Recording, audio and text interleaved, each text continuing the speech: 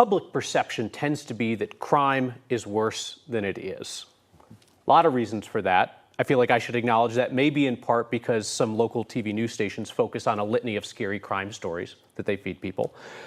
Some of that misinformation comes from political actors, like Leora Joseph, your former boss, Republican DA George Brauchler, who pushed the narrative of a crime tsunami happening in Denver. What role does the DA have in pushing back on inaccurate narratives about crime in the city, whether they're coming from the media or political figures or anyone else? Leora Joseph. Yeah, I think it's a hard job to push back on the media. And I think in particular, focusing on so many of the good stories, right? The successes, and when crime goes down, for example, auto theft has gone down slightly. I think we have to get that narrative out, and it's really important that the DA own those facts and make sure that they are able to express them and continue the narrative. The issue here is this, though, Kyle. When people don't feel safe, when people are victims of crime, and I've been meeting with so many people here in Denver who've had their cars broken into, who have felt accosted on a street, who've had their car stolen.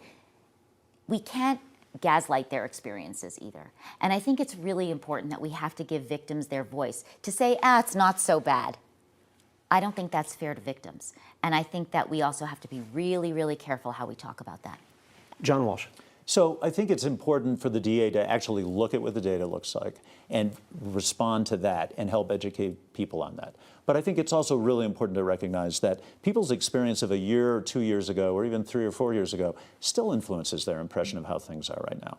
And that's legitimate. That's how we all are. So it's not, sometimes you see stories nationally, it's like, well, why aren't people paying attention to the fact that crime has gone down?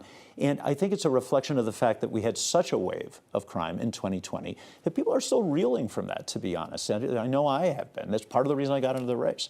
The crucial thing for us to do, though, is to focus on where the problems still exist and to work with people who are experiencing them and try to address them. One of the things that I strongly believe is that to be an effective district attorney, you've got to listen to people. And I've gone around the city, I've done something like 80 meet and greets, and I've listened to people, and there are legitimate concerns out there. The DA needs to listen and act on addressing those.